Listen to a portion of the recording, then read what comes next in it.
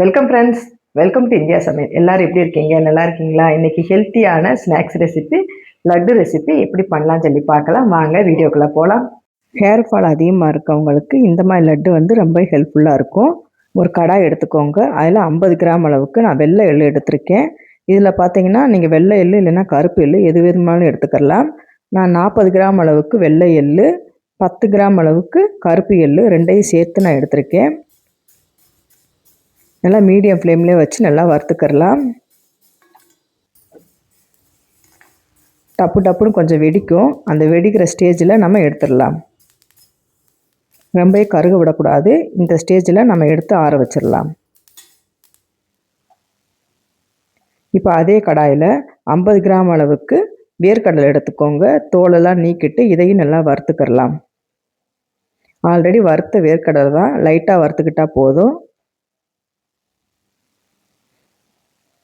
இப்போ இதையும் எடுத்து அதே தட்டில் நம்ம ஆற வச்சிடலாம். இந்த மாதிரி ஆற வச்சுக்கோங்க.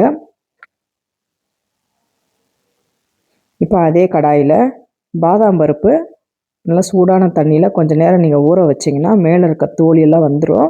அதுக்கப்புறமா இதை எடுத்து லைட்டாக ட்ரை ரோஸ்ட்டாக வறுத்துக்கிறலாம். 1 டீஸ்பூன் அளவுக்கு பூசணி விதை, பிஸ்தா பருப்பு 6 பருப்பு சேர்த்துக்கோங்க. இருந்தால் சேர்த்துக்கோங்க, இல்லைன்னா வேண்டாம். இந்த பருப்பெல்லாம் நல்லா ட்ரை ரோஸ்ட்டாக வறுத்துக்கோங்க. இப்போ நல்லா வறுபட்டுருச்சு. இதை எடுத்து நம்ம ஆற வச்சிடலாம். நெக்ஸ்ட்டு பார்த்திங்கன்னா முக்கியமானது ஆளி விதை 50 கிராம் அளவுக்கு எடுத்துக்கோங்க. அதில் நல்லா வறுத்துட்டு மேலே பார்த்திங்கன்னா டப்புன்னு வெடிக்கும். அந்த ஸ்டேஜில் எடுத்து நம்ம ஆற வச்சிடலாம். இப்போ லைட்டாக வெடிக்க ஆரம்பிச்சிருச்சு. இப்போ எடுத்து ஆற வச்சிடலாம். இப்போ இந்த மாதிரி எல்லா பருப்புகளையும் ஒரு தட்டில் போட்டு நல்லா ஆற வச்சுக்கோங்க. ஆறுனதுக்கப்புறமா தான் நம்ம மிக்ஸி ஜாரில் அரைக்கணும், இல்லைன்னா எண்ணெய் விட ஆரம்பிச்சிடும். இப்போ நல்லா ஆறட்டும்.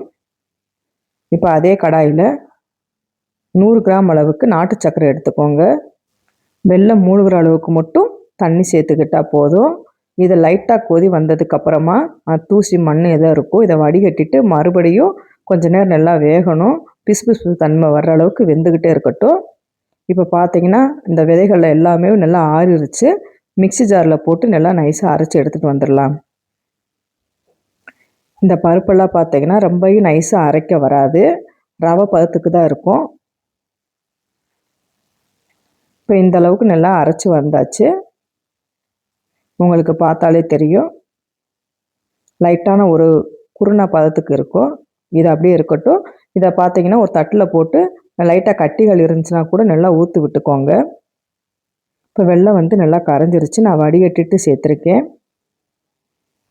1/2 டீஸ்பூன் அளவுக்கு ஏலக்காய் தூள் வாசனைக்கு சேர்த்துக்கிறலாம். கொஞ்சம் நேரம் வேகட்டும். இப்போ ஒரு கடாயில் 1 டீஸ்பூன் அளவுக்கு நெய் சேர்த்துக்கோங்க. நெய் நல்லா சூடானதுக்கப்புறமா கருப்பு திராட்சையை சேர்த்துட்டு நல்லா வறுத்துக்கிறலாம். இப்போ நல்லா பபுள்ஸ் மாதிரி வந்துருச்சு. இது கொஞ்சம் நேரம் ஆறட்டும். இப்போ வெல்லம் வந்து நல்லா கொதி வந்துருச்சு. நல்லா பிசு தன்மை வந்துருச்சு பாருங்கள். இந்த பக்குவத்துக்கு இருந்தால் போதும். ஸ்டவ்வை வந்து நீங்கள் லோ ஃப்ளேமில் வச்சுக்கிறலாம். இப்போ லோ ஃப்ளேமில் வச்சுட்டு நம்ம அரைச்ச மாவை வந்து சேர்த்துடலாம். தண்ணி வந்து கரெக்டாக இருக்கும். நல்லா கலந்து விட்டுக்கோங்க. நல்லா ட்ரை ஆகிற அளவுக்கு நல்லா கலந்து விட்டுக்கிட்டே இருக்கணும். கடாயில் ஒட்டாமல் வரணும். இப்போ நம்ம வறுத்து வச்சுருந்த உலர் திராட்சையை வந்து இதோடையே சேர்த்துடலாம். இப்போ சேர்த்துட்டு நல்லா கலந்து விட்டுக்கோங்க.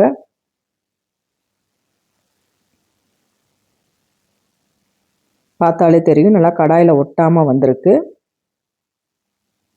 இப்போ நல்லா இந்த மாதிரி கலந்து விட்டுக்கிட்டே இருங்க. இந்த கடாயில் இந்த மாதிரி ஒட்டாமல் வரணும். இந்த ஸ்டேஜ் வந்ததுக்கப்புறமா தட்டில் போட்டு நல்லா ஆற வச்சிடலாம். ஆறுனதுக்கப்புறமா உருண்டை பிடிச்சிக்கோங்க. இப்போ கொஞ்ச நேரம் நல்லா ஆறிடுச்சு. ஒவ்வொன்றா நம்ம உருண்டை பிடிச்சி எடுத்து வச்சிடலாம். இல்லை நீங்கள் வந்து நல்லா உருண்டை பிடிச்சி ஒரு டப்பாவில் ஸ்டோர் பண்ணி வச்சுக்கிட்டிங்கன்னா 1 வாரம் கூட கெட்டு போகாமல் இருக்கும். சூப்பரான ஹெல்த்தியான லட்டு ரெசிபி வந்து உங்களுக்கு நான் செஞ்சு காமிச்சிட்டேன். நீங்கள் இதை மாதிரி செஞ்சு பாருங்கள். ட்ரை பண்ணி பாருங்கள். ட்ரை பண்ணி பார்த்துட்டு கமெண்ட் பண்ணுங்கள். உங்களுக்கு இந்த வீடியோ பிடிச்சிருந்துச்சுன்னா லைக் பண்ணுங்கள், ஷேர் பண்ணுங்கள், கமெண்ட் பண்ணுங்கள். உங்களை இன்னொரு வீடியோவில் சந்திக்கிறேன். பாய். தேங்க்ஸ் ஃபார் வாட்சிங்.